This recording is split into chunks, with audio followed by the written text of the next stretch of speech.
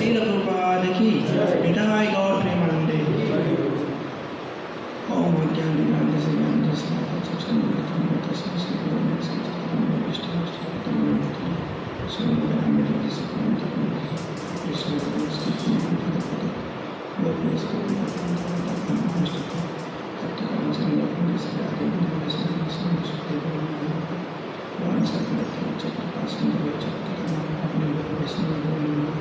जय श्री कृष्ण चैतन्य प्रभु नित्यानंद हरे कृष्णा कृष्णा कृष्णा हरे हरे हरे राम राम राम हरे हरे कृष्णा। तो संडे के यूथ क्लास में आप सबका बहुत बहुत स्वागत है। बहुत सारे लोग हैं जो फर्स्ट टाइम भी आए क्लास के अंदर में, उनका भी हार्दिक स्वागत है। तो हमारा विषय चल रहा है अभी कि इस भौतिक संसार के अंदर में व्यक्ति भक्ति जीवन को और भौतिक जीवन को कैसे नष्ट करते हैं। तो हमारा वैसे एक सीज़न हो गया, नेक्स्ट संडे हम कुछ जाने थे कि किस प्रकार इस भौतिक संसार के अंदर व्यक्ति आहार निद्रा भय और मैथुन के पीछे पड़े हुए हैं और अपने जीवन को कैसे नष्ट करते हैं। अर्थात कि जो वस्तु उसको नहीं मिलने वाली है उस वस्तु के पीछे पड़े हुए हैं, और अगर वह वस्तु मिल भी जाती है तो कब तक रहने वाली है? मरने से पहले तक। मरने के बाद तो नहीं जाने वाली है, चाहे आपकी कितनी भी फेवरेट बाइक हो, घर हो, बंगला हो या कुछ भी हो, सब यही रह जाने। तो इस प्रकार वो अपने जीवन को नष्ट कर रहे हैं, क्योंकि जो वस्तु उसके साथ में जाने वाली है उस वस्तु के पीछे वो कभी भागते नहीं है, और जो नहीं जाने वाली है उसके पीछे भाग रहे हैं। और दूसरा हम समझे थे कि किस प्रकार भक्ति में आने के बाद व्यक्ति जो है कितना अपराध करते हैं और भगवान से दूर हो जाते हैं और अपनी भक्ति के लेवल को जीरो कर देते हैं।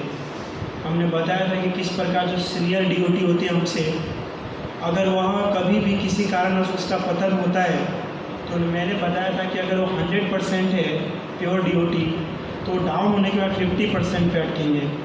लेकिन हमने कहा कि हम बिल्कुल प्योर है ही नहीं, हम जीरो है, और अगर हम डाउन होंगे तो कहाँ पर अटकेंगे? जीरो पे, क्योंकि हमारे पास कोई ऑप्शन ही नहीं है। तो थोड़ी सी भी है वो भी ख़त्म हो जाएगी। तो हमारा मेन टॉपिक है कि व्यक्ति जो है किस प्रकार भक्ति में आने के बावजूद भी अपने भक्ति को पूरा डाउन कर देते हैं। तो हमने कुछ चर्चा किए थे और आज चर्चा करेंगे हमारे जो मुख्य 10 अपराध हैं। आप में से कोई मंगला आरती अटेंड किए? आप देखिए मंगला आरती। मंगला आरती में क्या होता है? तुलसी आरती होने के बाद 10 अपराध का वर्णन किया जाता है।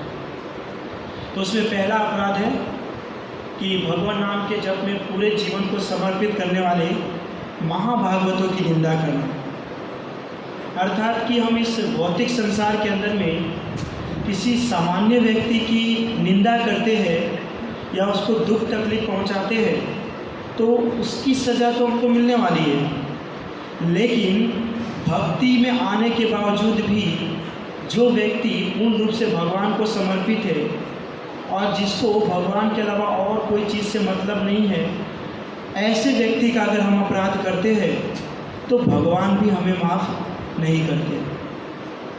और अगर विचार कीजिए कि जब आपको भगवान माफ़ करेंगे ही नहीं तो फिर जीवन भर 16 माला जप कीजिए या मंदिर में आके दर्शन कीजिए, उसका कोई फायदा है ही नहीं। क्योंकि जो यहाँ पे 10 अपराध में पहला अपराध बताया गया वो बहुत ही इम्पोर्टेंट है। क्योंकि जो दूसरा व्यक्ति हमको दिख रहा है वह भी भगवान को प्राप्त करने के लिए मेहनत कर रहा है, या 60 डाउन जप कर रहा है, आरती अटेंड करता है, हर चीज़ का ज्ञान दे रहा है, और हम जो है हम भी भगवान को प्राप्त करने के लिए वही कार्य कर रहे हैं। तो देखिए, जब दोनों व्यक्ति का एक ही गोल है तो उसमें अपराध क्यों करना चाहिए? अगर आपको पता है कि जो मेरा फ्रेंड है वो भी बीकॉम लेने वाला है और मैं भी बीकॉम ही लेने वाला हूँ, बीकॉम करने वाला हूँ दोनों, तो आप उससे झगड़ा करेंगे, भाई तू बीकॉम क्यों कर रहा है, तो बीसीए कर ले, बीकॉम सिर्फ मैं कर सकता हूँ, ऐसा कहेंगे? नहीं। उसकी मर्जी है, वो कोई भी चॉइस करके कोई भी फील्ड में जाए, कुछ भी प्राप्त करे, और एक आपके ऊपर डिपेंड करता है कि आप चॉइस करके कोई भी फील्ड में जाए, कुछ गोल को अचीव करें। स्ट्रगल और मेहनत आपके ऊपर है।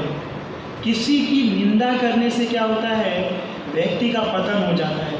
हम मटेरियल वर्ल्ड के अंदर में देखते हैं ना, कई बार ऐसे व्यक्ति होंगे या आपके ऐसे फ्रेंड होंगे कि दिन रात, सुबह से लेकर रात तक किसी न किसी के बारे में बोलते ही रहेंगे कि यार उसने ऐसा कर दिया, उसने ऐसा कर दिया, इसने ये कर दिया, उसके पास मतलब सुबह उठने से लेकर रात को सोने तक कोई दूसरा काम नहीं रहता है, केवल एकमात्र निंदा करना कि वो वहाँ पहुँच गया, वो ऐसा कर दिया। अब तू क्यों नहीं पहुँच जाता है?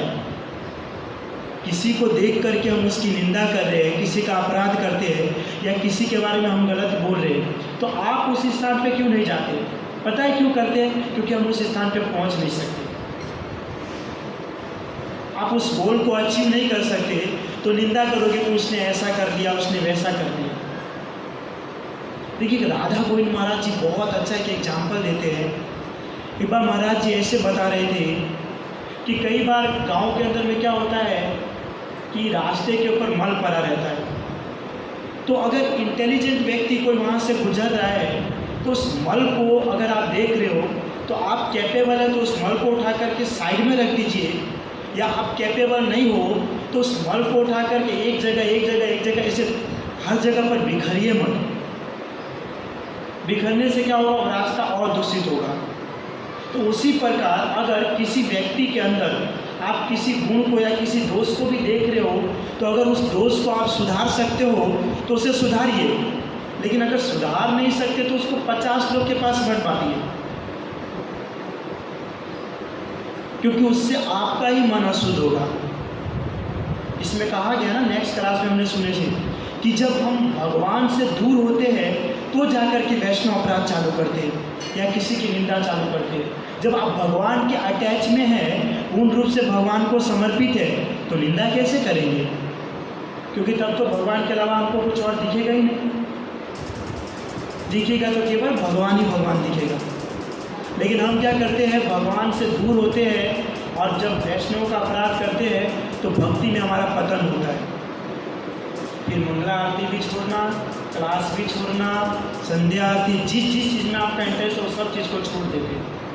फिर क्या आएगा कि यार मंगला आरती में आते हैं तो देखो वो भक्त ऐसे खड़ा रहता है, वो तो कुछ बोलता नहीं, वो कुछ करता नहीं है, या पुजारी है वो देखिए ऐसे आरती कर रहा है, उसको ऐसे आरती नहीं करना चाहिए। या क्लास के अंदर में या 2 जन आते हैं, 3 जन आते हैं, उसमें हम क्या जाएंगे, उसका प्रिंचिंग अच्छा नहीं, उसका बोलना अच्छा नहीं है, ये सब हमको दिखने लगता है। लेकिन विचार कीजिए जब फर्स्ट डे आप आते तब ये सब कहाँ जाता है? फर्स्ट डे आते या 5 दिन तक भी अगर आप आते हैं तो ये सब चीज़ कहाँ जाता है? ये सब दिखता है? नहीं दिखता है। लेकिन जब हम भगवान से जैसे जैसे दूर होते हैं यह अपराध चालू हो जाता है ना। कृष्ण भूलि से ही जीव अनादि बहिर्मुख अतएव मायाकारी देह संसार दो। अर्थात कि कहा गया है कि कृष्ण को अगर कोई भी जीव भूल जाता है तो माया रेडी है उसको पकड़ने के लिए। वो तो चाहते हैं कि कृष्ण दूर हो और मैं उसको पकड़ूँ। मैं बोलता हूँ बार बार, वो सर्वधर्मान परित्यज्य मामेकं शरणं व्रज, ये जो श्लोक है, एक तरफ से माया देवी बोलती है और एक तरफ से कृष्ण बोलते हैं। कृष्ण बोलते हैं सर्वधर्मान परित्यज्य मामेकं शरणं व्रज, माया देवी बोलती है सर्वधर्मान परित्यज्य मामेकं शरणं व्रज। और हम क्या करते हैं, कृष्ण को छोड़ करके माया देवी की शरण को लेते हैं और फिर हमारा पतन होता है। क्योंकि माया को छोड़ करके ही तो हम भक्ति में आते हैं। अगर आप माया से बंधे हो तो भक्ति में आ सकते हो? नहीं आ सकते। लेकिन क्या करते हैं, भक्ति में आने के बाद वापस से कृष्ण को छोड़ते हैं, फिर से माया को प्राप्त करते हैं। क्योंकि कृष्ण से ज़्यादा प्रिय हमारे लिए कौन है? माया देवी। वो हमको सबसे ज़्यादा प्रिय लगता है। बहुत बार ऐसा होता है, बोलते हैं कि यार भक्ति में आ गया तो पूरा दिन मंदिर में ही रहना पड़ता है, आरती अटेंड करना पड़ता है, 60 राउंड जप करना पड़ता है। ये 2 घंटे जो मैं 60 राउंड जप करता हूँ, इसके बदले 2 घंटे तो मैं दोस्त के साथ घूम सकता था, 2 घंटे में PUBG खेल सकता था, 2 घंटे में मूवी देख सकता था, वो 2 घंटे मेरा बेकार हो गया। ऐसा तो सोचते हैं जब भक्ति के अंदर में पतन होता है, और जब भक्ति में पतन नहीं होता है ना, तब ये सब विचार नहीं आता है। तब यही सोचते हैं कि यार 2 घंटे के बदले मैं 4 घंटे और दूंगा और भगवान के नाम के जप को और भी बढ़ाऊंगा। लेकिन क्या करते हैं, बढ़ाने के बदले हम उसको डाउन कर देते हैं, क्योंकि हम कृष्ण को छोड़ देते हैं। और कृष्ण को छोड़ोगे तो भक्ति नीचे जाने वाले हैं। हम सेकेंड अपराध को ही जानेंगे, उसके अंदर कैसे हम कृष्ण को छोड़ते हैं। तो अगर किसी वस्तु को पकड़ना है तो उसको जीवन भर पकड़ के रखना चाहिए। ऐसा थोड़ी है कि कोई व्यक्ति है, कोई स्टूडेंट है, 10th स्टैंडर्ड में स्टडी कर रहा है और एक बार फेल हुआ तो उसने पढ़ाई छोड़ दिया, फिर से एफर्ट करेगा ना, फिर से प्रयास करेगा ना कि फिर से मैं पास हो सकूं, तब तो कोई आगे ही नहीं बढ़ेगा। फिर सब के सब 10वीं स्टैंडर्ड में रुक जाएंगे, बोलेंगे ब्रो 10वीं में क्या वहाँ पे फेल हो गया बोल में, फिर सोचा आगे पढ़ के क्या करूँगा। लेकिन ऐसा नहीं, वो आगे बढ़ते हैं। तो वैसे बहुत बार ऐसा भी होता है भक्ति में आने के बाद ये वैष्णव अपराध या बार बार फ्रस्ट्रेट होना या किसी कारणवश हमको लगता है कि यार भक्ति में आ गया लेकिन फिर भी हमको ये दिख रहा है, ये हो रहा है, ये नहीं होना चाहिए। लेकिन ये सब देखिए, ये सब क्या है कि भगवान का एग्ज़ाम है, वो एग्ज़ाम लेना चाहते हैं, हमारा परीक्षा लेना चाहते हैं। और अगर आप परीक्षा में पास हो गए तो सक्सेस हो। देखिए माया देवी क्या करती है कि जो भक्ति से व्यक्ति जुड़ता है ना, उसके ऊपर सबसे ज़्यादा अटैक करती है, क्योंकि माया देवी भी इंटेलिजेंट है, भगवान के पीछे वास करती है, पीठ के पीछे, हम तो वहाँ भी नहीं है। तो उसको पता है कि जो मटेरियल वर्ल्ड के अंदर में माया से पहले से फंसा हुआ है, उसको क्यों अटैक करे, जो उसको छोड़ करके आगे बढ़ना चाह रहे हैं उसको अटैक करे। देखिए 2 फ्रेंड्स हैं, वो भी नवड़ा बैठा है, ये भी नवड़ा बैठा है, कोई काम का नहीं, सिर्फ ऐसे ही बातचीत करना फालतू, तो दोनों को बहुत मज़ा आता है। लेकिन अगर उसमें से एक फ्रेंड अगर स्ट्रगल करके आगे बढ़ता होगा ना, तो दूसरे का मन होगा यार ये मेरे साथ ऐसे ही टाइम स्पेंड करता था फालतू काम में, आज आगे बढ़ रहा है, तो उसका पैर खींचना चालू करेगा कि नहीं। जब वो आगे बढ़ रहा है तब जाके ऐसा करेगा। तो वैसे ही कृष्ण भक्ति में भी ऐसा ही है। माया देवी जब आप माया के साथ खेल रहे हो तो कुछ भी नहीं करेगी, तब पहले से फंसा हुआ है, लेकिन जैसे ही उसको छोड़ करके कृष्ण की ओर बढ़ोगे वो पैर पकड़ के खींचना चालू कर देगी। और फिर क्या करते हैं व्यक्ति की, यार मैं भक्ति में आ गया और इस प्रकार का दुख तकलीफ मिल रहा है, इस प्रकार का मेरे से अपराध हो रहा है, ये नहीं करना चाहिए। लेकिन क्यों नहीं करना चाहिए, या अगर हो रहा है तो क्यों हो रहा है, ये चीज़ को हम नहीं जानते। देखिए भक्ति का 2 प्रकार होता है, पता है, एक अनुकूल भक्ति और एक होता है प्रतिकूल भक्ति। अनुकूल के अंदर में क्या होता है कि आप जैसी इच्छा करते हैं भगवान वैसा आपको सब कुछ देते हैं। कोई चाहता है कि मैं 60 राउंड अच्छे से करूं, कोई चाहता है कि भगवान कल सुबह मुझे मंगला आरती उठा दीजिएगा, लेकिन जानबूझ के अलार्म बंद करके सो जाते हैं, भगवान चाहते हैं फिर भी। कोई होता है कि मुझे बंगला चाहिए, गाड़ी चाहिए, ये चाहिए, तो सब चीज़ देते हैं भगवान, क्योंकि अगर भगवान ना दे तो फिर तो भक्ति करना छोड़ देगा। क्योंकि मटेरियल वर्ल्ड के अंदर में व्यक्ति कोई भी कार्य करता है, क्यों करता है, इच्छा के लिए, कोई न कोई प्रकार का उसके पीछे इच्छा होता है तब करता है। तो इस प्रकार से भगवान प्रत्येक मनोकामना उसकी पूरी करती है, तो भगवान उसके लिए बहुत अच्छा है। यह अनुकूल भक्ति हुआ। फिर दूसरा क्या होता है प्रतिकूल। प्रतिकूल में क्या होता है कि जो हम इच्छा करते भगवान वो आपको देता ही नहीं। अगर आप चाहोगे कि बंगला दे तो भगवान बंगला नहीं, झोपड़ा देंगे। अगर आप सोचेंगे BMW गाड़ी दे, बाइक दे, तो आपको साइकिल पे ला देंगे। तो इस प्रकार क्या है कि आपकी इच्छा है उसको डाउन कर देते हैं। तो उसके अंदर हम क्या सोचते हैं कि भगवान जो है ये सब कुछ हमको दे नहीं रहे, या हमारी इच्छा को पूर्ण नहीं कर रहे, तो उसकी भक्ति साधना को छोड़ देना चाहिए। लेकिन उसमें हम यह नहीं देखते हैं कि इससे पहले भगवान ने तो हमको बहुत कुछ दिया, उससे पहले तो हमको बहुत कुछ दिया, ये तो जस्ट अभी इस सब चीज़ को हमको भगवान नहीं दे रहे। तो क्या करते हैं कि हम पहले की चीज़ को छोड़ देते हैं और जो जस्ट घटना होता है उसको लेकर के हम बैठ जाते हैं, और उससे क्या होता है, हमारा पतन हो जाता है। फिर भगवान भी यही सोचते हैं, यार फर्स्ट एग्जाम के अंदर में ये फेल हो गया तो आगे का एग्ज़ाम क्यों हो। फिर उसको भी बोलते छोड़ दो इसको, कोई काम का नहीं है, दूसरा नंबर लगाओ। क्योंकि गोलोक वृंदावन बैकुंठ धाम जाना है तो हम जैसे जीव थोड़ी जाएंगे। फिर तो वृंदावन में जा करके भी, गोलोक में जा करके भी हम वहाँ पर अपना असली रूप में आ जाएंगे, तो उधर के भक्तों का क्या होगा, ईर्ष्या दोष सब चालू कर देंगे। तो इसलिए कभी भी भक्ति में आने के बाद महाभागवत अर्थात कि जो भक्ति से जुड़ा हुआ व्यक्ति है वो नया है, जूनियर या सीनियर है, कभी भी उसका अपराध नहीं करना चाहिए। दूसरा क्या है, शिव ब्रह्मा आदि देवों के नाम को भगवान नाम के समान समझना या उससे स्वतंत्र समझना। अर्थात कि आज हम देखते हैं कि व्यक्ति जो है सबसे ज़्यादा किसकी पूजा करते हैं? शिव जी की। आप कोई भी गांव के अंदर भी चले जाइए, वहाँ पे भी शिव जी के बहुत सारे भक्त होते हैं। और हमारा शास्त्र है कि शिव और ब्रह्मा को भगवान नाम के समान समझना भी एक अपराध है। तो क्यों कह रहे हैं? अगर शिव जी पूर्ण पुरुषोत्तम भगवान है तो यहाँ पे तो ऐसा नहीं कहना चाहिए। लेकिन क्यों कह रहे हैं? क्योंकि है नहीं ऐसा। आपको बताऊं, ब्रह्म वैवर्त पुराण के अंदर में गणपति स्वयं कहते हैं कि इस संसार के अंदर में केवल एकमात्र कृष्ण जो है इस सब चीज़ से बड़े है। बाकी मेरे पिता या पूरे संसार के लोग जो है ना, सब इसके पीछे भागे हुए हैं और इसके पीछे फंसा हुआ है। अर्थात इस भौतिक संसार के अंदर कोई भी देवता ले लीजिए, ब्रह्मा जी हो, शिव जी हो, इंद्र हो, सबकी मृत्यु निश्चित है। और अगर कोई व्यक्ति की मृत्यु निश्चित है तो भगवान कैसे हो सकता है? या आपने कभी ऐसा सुना कि कृष्ण ने बोला हो कि शिव जी आदि और अंत है, या ब्रह्मा ही आदि और अंत है, उसके अलावा कभी कोई है ही नहीं? कभी सुना आपने कहीं भी शास्त्र के अंदर किसी भी लेक्चर में ऐसा बताया गया है? कहीं नहीं बताया गया है।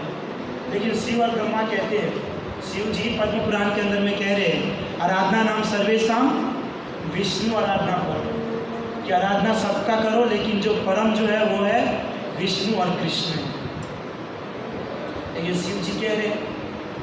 फिर भागवतम के अंदर शिव जी कह रहे हैं यह परम रसम साक्षात त्रिगुणात् जीव संगीतात भगवंतम वासुदेवम परपन्नम सब प्रियो ही में। शिव जी कहते हैं कि इस संसार के जो अधिष्ठाता देव है भगवान कृष्ण, जो व्यक्ति उसकी पूर्ण रूप से भक्ति साधना करता है वही मेरे लिए प्रिय है। अब शिव जी को यह बोलने की क्या जरूरत है? अगर शिव जी भगवान है, पूर्ण पुरुषोत्तम है, तो भगवान को खुश करने के लिए क्यों ऐसा बोल रहे हैं? कृष्ण को खुश करने के लिए क्यों ऐसा बोल रहे हैं? कोई अपने आप को थोड़ी बोलेगा कि मैं इंजीनियर नहीं हूँ। इंजीनियर हो तो आप तो बताओगे इंजीनियर हो। आप अपने कारीगर को या असिस्टेंट को थोड़ी बोलोगे कि ये हमारे बॉस है, ये इंजीनियर है, इससे बात कीजिए। ऐसा तो नहीं हो सकता। तो शिव जी क्यों ऐसा बोल रहे हैं? क्योंकि उनको ही पता है पूर्ण पुरुषोत्तम भगवान कौन है? श्री कृष्ण है। अब ब्रह्मा जी की क्या बात करें? ब्रह्मा जी का तो सब आप जानते हो, पूरा ब्रह्म संहिता लिख दी है। ईश्वर परम कृष्ण सच्चिदानंद विग्रह आदि राधि गोविंद सर्व कारण कारण। इसके पहले लाइन के अंदर में ही सिद्ध करते ब्रह्मा जी कि ईश्वर और परम कृष्ण, अर्थात ईश्वर तो है, ईश्वर का अर्थ देवता भी होता है, भगवान भी होता है। अर्थात कि आप ब्रह्मा को भी भगवान कह सकते हो, शिव को भी भगवान कह सकते हो। आप बोलोगे प्रभु जी जस्ट आपने कहा ये दोनों भगवान नहीं है, फिर बोले ब्रह्मा को भी भगवान कह सकते हैं, शिव को भी भगवान कह सकते हैं। पर ब्रह्म संहिता में ऐसे ही कहा भगवान ब्रह्मा जी ने, ईश्वर परम कृष्ण। और ईश्वर का समानार्थी सब सिमिलर वर्ड ये होता है ना, भगवान, देवता। लेकिन यहाँ पे क्या बताया? ईश्वर परम कृष्ण, इन सब से भी ऊपर है। वो कौन है? परम जो है वो है कृष्ण। इसके तुल्य कोई भी नहीं है, न ब्रह्मा और न शिव। बाकी दूसरे देवी देवताओं की तो बात ही नहीं किया जाएगा, नहीं कर सकते ना। अगर देखा भी जाए तो ब्रह्मा और शिव के बराबर तो कोई भी नहीं है, चाहे वो इंद्र हो, अग्निदेव हो, वायुदेव हो, कोई भी कितने सारे माता जी है अभी, वो सब है, कोई तो उसके तुल्य नहीं है। तो यहाँ पर दोनों के दोनों यही सिद्ध कर रहे हैं जो कृष्ण जो है वो परम है और कृष्ण के अलावा और कोई है नहीं।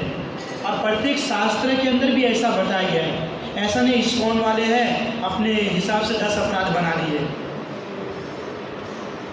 और अगर कोई ऐसा बोलते भी है कि अपने हिसाब से बना लिए, तो हमारे किसी भी पॉइंट के ऊपर कोई भी संप्रदाय के लोग या कोई सामान्य व्यक्ति भी तर्क वितर्क नहीं कर सकता, इतना सिद्ध किया होगा। क्योंकि अगर आप उसको बोलोगे कि आप बोले हो शिव और ब्रह्मा परम भगवान है, तो बताइए कि कृष्ण ने कहा शिव और ब्रह्मा परम भगवान है। लेकिन आपके तो देवता कह रहे हैं, शिव जी कह रहे हैं कि कृष्ण परम है, ब्रह्मा जी कह रहे हैं कृष्ण परम है, लेकिन कृष्ण ने तो कहीं कहा नहीं, तो साइलेंट हो जाएगा क्योंकि कहा ही नहीं। या कभी ऐसा नहीं हुआ है कि कृष्ण को बचाने के लिए ब्रह्मा और शिव जी गए हो, कृष्ण को मतलब कि मुसीबत में फंस गया हो, याद क्या हो, ब्रह्मा शिव आओ मुझे बचाओ, मुझे बचाओ, तुम्हारा अलावा कोई नहीं बचा सकते क्योंकि तुम भी आदि और अंत हो। कहीं कहा गया है? नहीं। लेकिन ब्रह्मा और शिव का एग्जाम्पल आता है कि नहीं? कौन आता है शिव जी के एग्जाम्पल में? भस्मासुर। हाथ रखेंगे तो मर जाएंगे। कौन बचाने आए थे? भगवान कृष्ण आए थे स्वयं। क्योंकि देखिए शिव जी ने उस राक्षस को वरदान दिया था खुश होकर के। उस राक्षस ने कहा कि मैं जिसके ऊपर हाथ रखूँ वो भस्म हो जाए। तो बोला तथास्तु, ठीक है। तो सामने में पार्वती माता जी आ गई और पार्वती को देख करके वो आसक्त हो गया कि इतनी सुंदर है ये तो मेरे पास होनी चाहिए।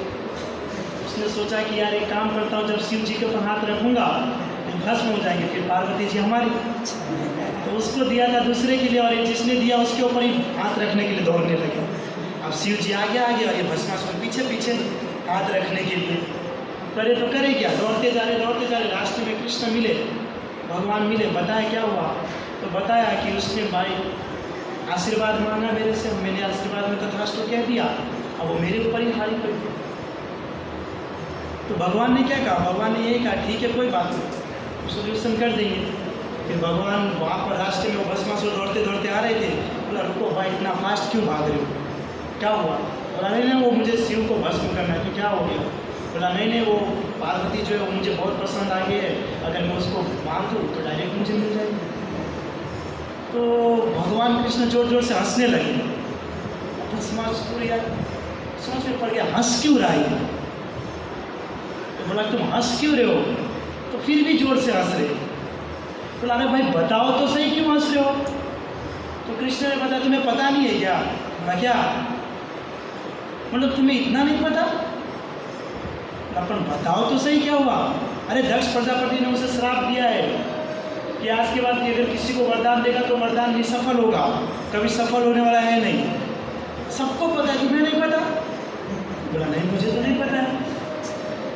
क्या इंसान हो यार। फिर हंसने लगे भगवान। एक काम करो तुम, अगर तुमको अगर भरोसा है तो अपने सर के ऊपर हाथ रख के देखो, तुम्हें पता चल जाएगा वरदान सक्सेस होगा कि नहीं। और मूर्ख ने अपने सर के ऊपर हाथ रखा, खुद ही भस्मासुर भस्म हो गई।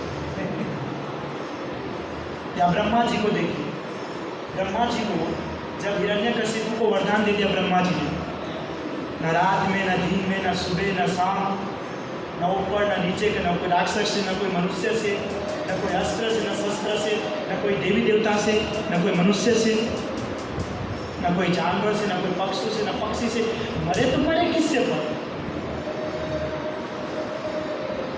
ब्रह्मा जी ने ही वरदान दिया, लेकिन ब्रह्मा जी के ब्रह्मलोक तक उसका तेज इतना बढ़ रहा था, ब्रह्मा जी कुछ नहीं कर पाए। सबको पता है कुछ नहीं कर पाए। किसके पास गए? कृष्ण के पास। लेकिन कभी कृष्ण की ऐसी स्टोरी आई जैसा मैंने कहा कि ब्रह्मा और शिव के पास गया हो कि थोड़ा मुझे हेल्प कर दीजिए, कि भस्मासुर मुझे परेशान करे, या नरकासुर मुझे परेशान करे, या त्रिनावत मुझे परेशान करे, अगासुर है ये सब मुझे परेशान करे। कभी हुआ? नहीं। 5-6 वर्ष के आयु में तो सबकी कुंगी बजा दी भगवान ने, जितने राक्षस आए उसके। ब्रह्मा और शिव की बात तो बहुत दूर की बात है। इसलिए कहा गया दूसरे अपराध में कि ब्रह्मा और शिव को कभी भी कृष्ण के तुल्य समझना नहीं चाहिए, क्योंकि ब्रह्मा और शिव देवता है, वो परम भगवान नहीं है, परम ईश्वर नहीं है।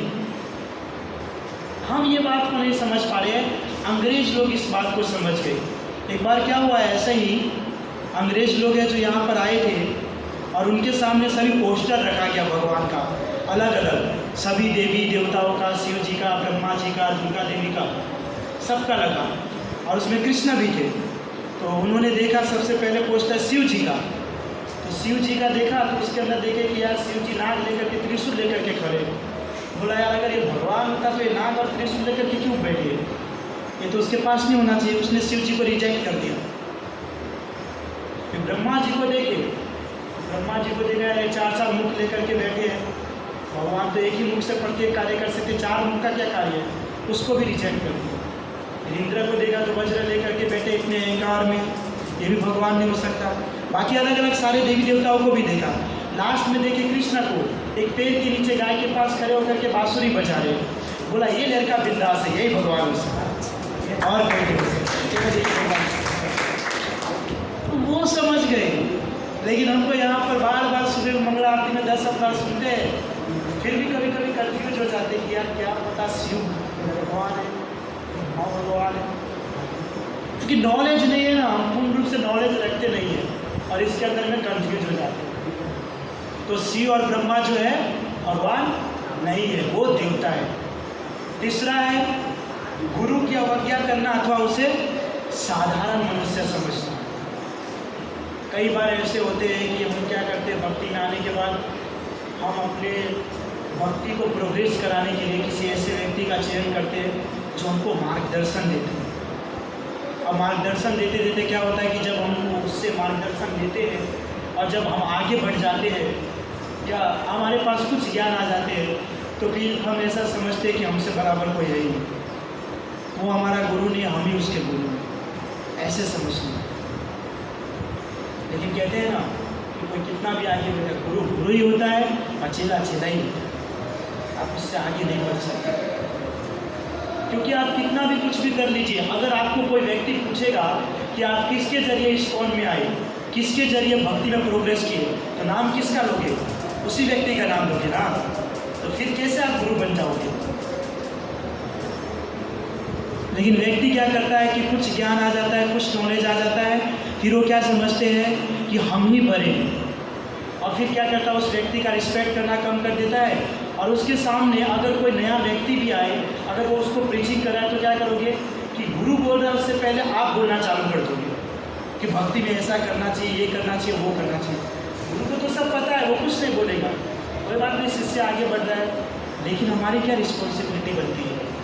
गुरु के सामने हमको शांत रहना चाहिए, क्योंकि आप उसके बराबर नहीं हो, या जो आपकी शिक्षा हो उसके सामने हमको शांत रहना चाहिए।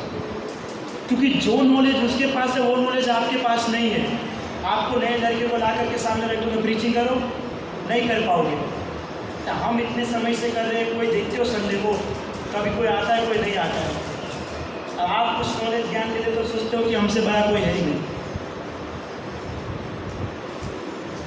चींटी है ना, चींटी कितना भी है ना, एक शक्कर के दाने को लेकर के अपने जगह तक पहुंचा ले, बहुत स्ट्रगल करते, लेकिन फिर भी है ना वो हाथी का काम नहीं कर सकता, हाथी का काम नहीं कर सकता। स्ट्रगल ये भी कर रहा है और स्ट्रगल हाथी भी कर रहा है, लेकिन वो अपनी जगह पे और ये अपनी जगह पे।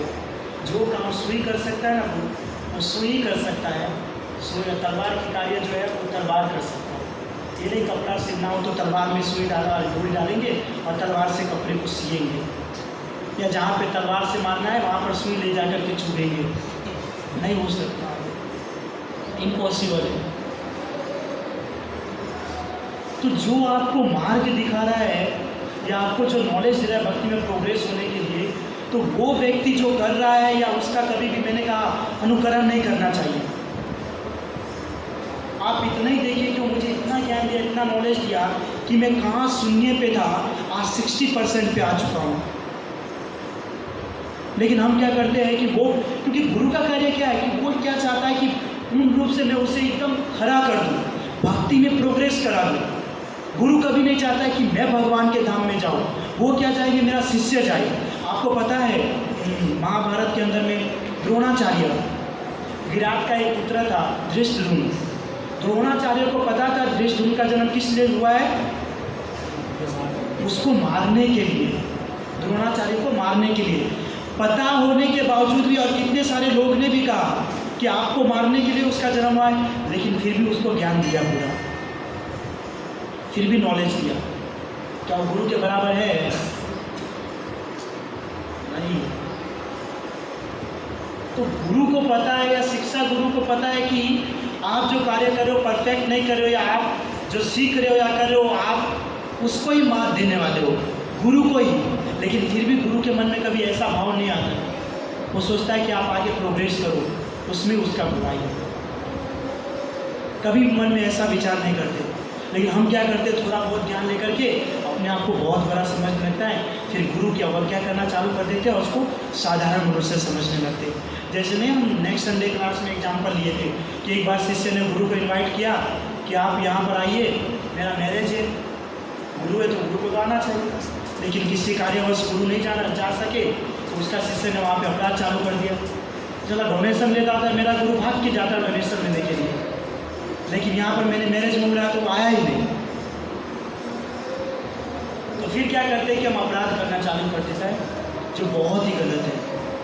अगर आपने उस गुरु का, शिक्षा गुरु का अपराध करना चालू कर दिया ना तो जो भक्ति में मैंने कहा ना, जो 60% गए हो ना, वापस से डाउन हो जाओगे, फिर हम वापस ऊपर नहीं उठ पा सकते। बहुत इंपॉर्टेंट पॉइंट है, बहुत इंपॉर्टेंट। भक्ति में हम उसके जरिए ही आगे बढ़ते हैं और उसी व्यक्ति का हम निंदा करते हैं। बहुत बार होता है, बहुत बार ऐसा होता है। लेकिन आप सोचिए कि किसी व्यक्ति ने आपके लिए इतना टाइम स्पेंड किया है, आपको बता रहा है, आपको इन्फॉर्मेशन दे रहे हैं, क्या उसके पास दूसरा काम नहीं है? या मैं अभी आया हूँ, मैं आपको बता रहा हूँ कि मेरे पास दूसरा काम नहीं है, मैं अलाउंस नहीं बचे, या मुझे कुछ रीडिंग नहीं करना है? तो कोई व्यक्ति आपको आगे बढ़ाने के लिए वो अपने टाइम को स्पेंड कर रहे हैं, तो आपको भी उसके मूल्य को समझना चाहिए। कई बार क्या होता है कि कोई आपका शिक्षा गुरु जो आपको फर्स्ट टाइम मिला, वो आपको बढ़ाता है, आगे बढ़ाता है, प्रोग्रेस कराता है, और कुछ समय आगे बढ़ने के बाद आप उसको छोड़ करके दूसरे के पास चले जाते हैं। कई बार ऐसा होता है। तो उसको कैसा लगता होगा कि मैंने उसको इतना प्रोग्रेस करा, उसको आगे बढ़ाया भक्ति में, और वो आज मुझे छोड़ करके दूसरी जगह चला गया। या आपके पास ऐसा नॉलेज नहीं है कि जिस व्यक्ति के पास आप जा रहे हो, क्या पता वो भी उसके बराबर ही है? क्या पता वो व्यक्ति जो आपको प्रसाद के जरिए आपके पास बुला रहा है, या कुछ प्रीचिंग के जरिए, कोई भी जरिए बुला रहा है, और वो आपके कैपेबल नहीं हुआ, आपकी मन की भावना को नहीं समझ पाए, तो क्या होगा आपका? जीरो। वापस से भक्ति में डाउन हो जाओगे। इसलिए किसी एक व्यक्ति को पकड़ के रखिए जो आपको यहाँ तक लाए। विश्वास, ट्रस्ट रखिए, वो भले जैसा भी है, लेकिन वो कभी आपका बुरा नहीं चाहेगा, कभी भी नहीं चाहेगा। इसलिए कभी भी अपने शिक्षा गुरु का, या जो आपको मार्गदर्शन दिखा रहा है, उसकी अवज्ञा मत कीजिए। या सामने में कोई अगर उसके प्रति आपको कोई व्यक्ति बोल रहा है, तो आप उसको जवाब दीजिए, आपको ऐसा नहीं बोलना चाहिए। और अगर आप जवाब नहीं दे सकते तो वहाँ से चले आइए, लेकिन निंदा मत सुनिए, क्योंकि उसने आपके जीवन को सुधारा है, प्रभु जीवन को सुधारा है। संसार के अंदर प्रत्येक व्यक्ति ऐसे ही भटक रहा, आप देख रहे कितने सारे व्यक्ति हैं, लेकिन उसको सही गुरु नहीं मिलता है, तो वहीं भटकते रहते हैं, वहीं घूमते रहते हैं। लेकिन हमको अगर मिलता है तो उस वस्तु को हम मूल्य नहीं देते, उसका इम्पोर्टेंट नहीं समझ पाते। तो बहुत इंपॉर्टेंट है ऐसा व्यक्ति का। मैंने कहा ना, मनुष्य जन्म के अंदर भी 10,000 बार मनुष्य जन्म लेते हो, 10,000 बार, 84 लाख योनि में एक बार मनुष्य जन्म होता है। ऐसे 84 लाख योनि कितनी बार? 10,000 बार, तब जाकर के कृष्ण भक्ति मिलती है। 84 लाख योनि को 10,000 बार जब दिखता है, 84 लाख योनि, तब जाकर के मनुष्य जीवन मिलता है और कृष्ण की भक्ति कर पाते हो, और एक बार भगवान के नाम का जप कर पाते हो। किसके जरिए? उस आपके शिक्षा गुरु या उस महान व्यक्ति के जरिए, जिसको लास्ट में जाकर के हम ही ठोकर मारते हैं और गुरु की अवज्ञा करते हैं, और लास्ट में से साधारण मनुष्य है। हम बहुत लाइटली लेते हैं, सीरियसली बहुत लाइटली लेते हैं। कई बार तो मैं देखा हो कि वही जो शिक्षा गुरु होते हैं, जो उसको ज्ञान में आगे बढ़ाया, वृद्धि कराया भक्ति के अंदर में, वही व्यक्ति उसके कंधे के ऊपर हाथ रख के चलेगा, वही उसके ऊपर मस्ती करेगा। भले वो आपके साथ मस्ती कराए, कुछ भी कराए, लेकिन आपका कर्तव्य ऐसा नहीं है। आपको समझना चाहिए वो गुरु है, वो मेरे से सीनियर है, मुझे उससे कैसे बात करना है, उसके साथ कैसे मेरा बिहेव होना चाहिए, ये हमारे पास नॉलेज होना चाहिए। क्योंकि भगवान है ना, आपका गुरु या आपका शिक्षा गुरु आपके साथ जो करेगा वो नहीं देखेंगे, आप अपने शिक्षा गुरु के साथ कैसा बिहेव करें, कैसे बात करें, उसके ऊपर डिपेंड करेगा, और भगवान वो चीज़ को देखेंगे। तो आप अपने भक्ति में प्रोग्रेस कर रहे हो कि अपने आप को डाउन कर रहे हो, आपके ऊपर डिपेंड करता है। कभी भी ऐसे व्यक्ति की निंदा मत कीजिए, तो कभी भी ऐसे व्यक्ति का साथ मत छोड़िए। उसने खड़ा किया है आपको, और उसको छोड़ करके दूसरे के पास जाते हैं और दूसरे के जरिए वापस से डाउन होते हैं। वो थोड़ी वैसे ही बैठा हुआ है कि वापस से आपको पकड़ के लाएगा, उसने तो पूरा समय आपको दिया। लेकिन हम क्या करते हैं कि उसका रिस्पेक्ट करना छोड़ देते हैं, क्योंकि हमारी नेचर है ना कि किसी भी व्यक्ति का जब संग करते हैं तो उसको पहले रिस्पेक्ट देते हैं, उसके साथ में रहते उसके साथ एकदम फ्रेंडली हो जाते हैं, और फिर उसको हमारे समान ही समझने लगते हैं। ये बहुत बड़ी भूल है, बहुत बड़ी भूल है। जो व्यक्ति आपको भक्ति में ला रहा है, जो आपको ज्ञान दे रहा है, जो आपको भक्ति में प्रोग्रेस करा रहा है, वो आपके लिए बहुत ही इम्पोर्टेंट है, वो बहुत इम्पोर्टेंट है, बहुत इम्पोर्टेंट है। वो ऐसे ही नहीं आपको अपना टाइम दे रहा है, वो अपने टाइम के अंदर में जो आपको नॉलेज दे रहा है, जो आपको नॉलेज दे करके प्रीचिंग करके इस फॉर्म में ला करके इतना बड़ा कर सकता है, तो क्या वो 15 मिनट या आधे घंटे ऐसे पढ़ करके अपने नॉलेज को बढ़ा नहीं सकता? बढ़ा सकता है, लेकिन फिर भी अपने टाइम को स्पेंड कर रहा है। तो इम्पोर्टेंट समझिए, कभी उसको साधारण मत समझिए, कभी साधारण नहीं समझिए। चौथा अपराध है अपना वैदिक शास्त्र अथवा प्रमाणों का खंडन करना। अर्थात कि जैसे कि अंदर हमको पता है कि शास्त्र के अंदर में बताया गया है कि कृष्ण सर्वोपरि है, एकमात्र कृष्ण का ही भजन साधना करो, लेकिन फिर भी हम क्या करते हैं, वो सब चीज़ को छोड़ करके सोचते हैं कि जो इस संसार के अंदर में लोग जो कह रहे हैं, कभी बोल रहे हैं कि देवी का पूजा करो, कभी शिव का पूजा करो, कभी ब्रह्मा की पूजा करो, इंद्र की पूजा करो, उसके अंदर में हम लीन हो जाते हैं। और जो शास्त्र कहते हैं, जो प्रमाण बता रहे हैं, उसके ऊपर हम ट्रस्ट नहीं करते, तो ये भी बहुत बड़ा ही अपराध है, बहुत बड़ा अपराध है। क्योंकि व्यक्ति को चलना चाहिए शास्त्र के जरिए। आपको अगर कोई देखिए, आप पढ़े लिखे नहीं है या स्कूल में नहीं गए, कॉलेज में नहीं गए, कोई व्यक्ति अगर आपको ऐसे कहेगा कि 1 और 1 3 होता है, तो आप मानेंगे? कोई है मान सकता है हाँ 1 और 1 3 होता है? नहीं मानेंगे। लेकिन भाई स्कूल कॉलेज में जाओगे और किताब का मैथ का जो बुक रहेगा उसको लेकर के देखोगे, और उसमें जब बताया जाएगा 1 और 1 2 होता है, तो मानते हैं कि नहीं? तब हम ट्रस्ट करते हैं ना। क्यों? क्योंकि वो प्रमाणित हुआ ना, प्रमाणित हुआ ना वहाँ। तो वैसे ही प्रत्येक शास्त्र प्रमाणित कर रहा है कि जो कृष्ण है वो भगवान है, लेकिन फिर भी हम नहीं मान रहे। इस मटेरियल वर्ल्ड का मैथ, साइंस, सोशल साइंस, इसके ऊपर तो हम ट्रस्ट करते हैं, जो परफेक्ट बता रहा है, लेकिन जो हमारा वैदिक शास्त्र है उसके ऊपर ट्रस्ट नहीं करते। सोशल साइंस के अंदर में केवल एक मात्रा, किसके बारे में वर्णन किया जाता है सबसे ज़्यादा? बताइए, कोई बता सकता है? सोशल साइंस के अंदर में मुगल राजाओं के बारे में और मुस्लिम राजाओं के बारे में, और हम मजे से उसको पढ़ते, ओ अकबर ने ऐसा किया, शाहजहां ने ताजमहल हो, क्या हो।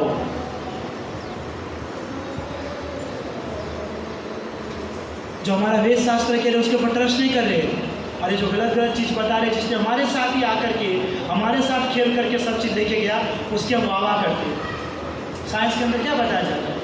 भगवान है ही नहीं, इलेक्ट्रॉन, प्रोटॉन और न्यूट्रॉन से शरीर बना हुआ है, लेकिन उस साइंस को नहीं पता इलेक्ट्रॉन, प्रोटॉन और न्यूट्रॉन से बना हुआ है, तो इलेक्ट्रॉन, प्रोटॉन और न्यूट्रॉन आया कहाँ से? उसका भी तो आविर्भाव होगा ना, कि वही भगवान है, आदि और अंत। ये सब चीज़ के ऊपर हम ट्रस्ट करते हैं, लेकिन वेद शास्त्र की बात आते तो हम ट्रस्ट नहीं करते। तो आप खुद विचार कर लीजिए, आप कितना इंटेलिजेंट है। ये किसी व्यक्ति के द्वारा लिखा गया जो पुस्तक है, कोई प्रकाश का भी पुस्तक आता है, कोई नवनीत का भी आता है, अलग अलग तरीके से हर कोई प्रकाशन करते बुक का। तो सामान्य व्यक्ति करा उसके ऊपर ट्रस्ट करे, लेकिन जो हमारे आचार्य, जो भगवान ने बोले, उसकी वाणी के ऊपर हम ट्रस्ट नहीं करते। मुझे तो लगता है 21वीं सदी में जीने के बावजूद भी हम इतने पुराने हैं कि जिसकी बात ही मत पूछो।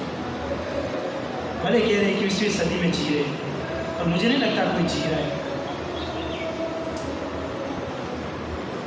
क्योंकि जिस चीज़ के ऊपर हमको ट्रस्ट करना चाहिए, जो बता रहे सामने वो हम ट्रस्ट नहीं कर रहे, और जो नहीं है उसके ऊपर भरोसा कर रहे, उसको हम सम्मान दे रहे, मान रहे। और 21वीं सदी में तो सब इंटेलिजेंट है, तो यही इंटेलिजेंट है। वैदिक शास्त्र जो ज्ञान दे रहा है उसको हमको समझना चाहिए। आप कोई भी शास्त्र को ले लीजिए, आप ही में से मुझे कोई बताओ कि ये शास्त्र में कृष्णा का वर्णन है, मैं बताता हूँ कैसे नहीं।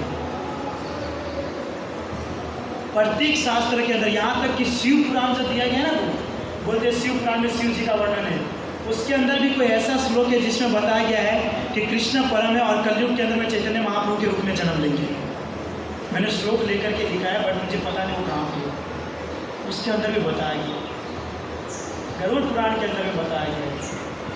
गणपति का तो मैंने जस्ट बात किया, कि कह रहे कि कृष्णा के अलावा कोई है ही नहीं। तो प्रत्येक शास्त्र के अंदर में जब बोल रहे हैं कि केवल कृष्ण ही है, तो फिर हम अपनी बुद्धि को क्यों दोहराते हैं?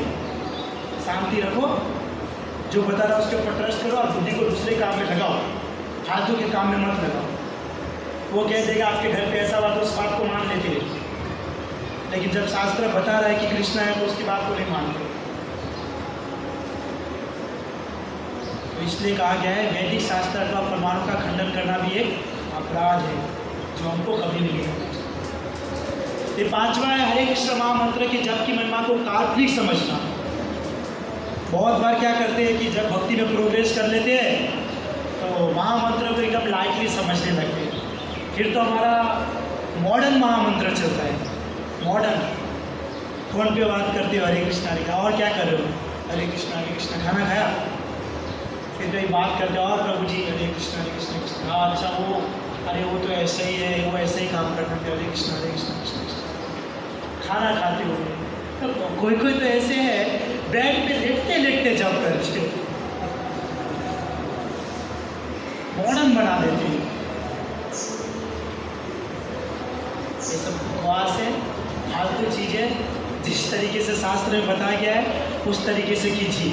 कभी कभी हमारा ऐसा कंडीशन होता है कि बिजी रहने के कारण हम परफेक्ट तरीके से नहीं कर पाते, उसमें भी हमको परफेक्ट करना चाहिए, उसमें दोष नहीं लगता, लेकिन हम तो इसको एकदम चेंज ही कर दिए।